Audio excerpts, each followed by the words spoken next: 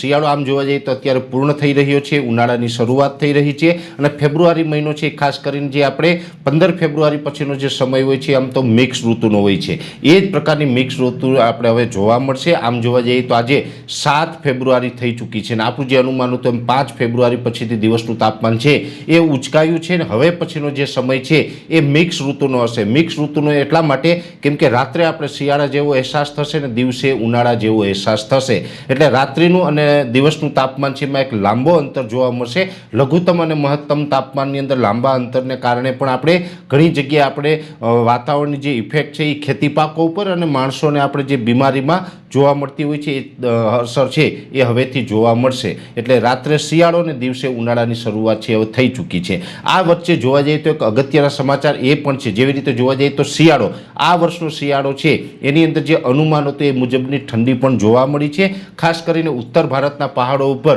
Record break બરફ વરસાદ પણ જોવા મળી, રેકોર્ડ બ્રેક ત્યાં પણ ઠંડી જોવા મળી છે. ડિસેમ્બર ભલે ગુજરાત માટે થોડોક નબળો રહ્યો હતો પણ જાન્યુઆરી મહિનાની અંદર તીવ્ર ઠંડીના મોજા પણ આપણે જોવા મળ્યા છે. એટલે જોવા જઈએ તો શિયાળો છે એકંદરે જોવા જઈએ તો ખૂબ સારો પણ રહ્યો છે.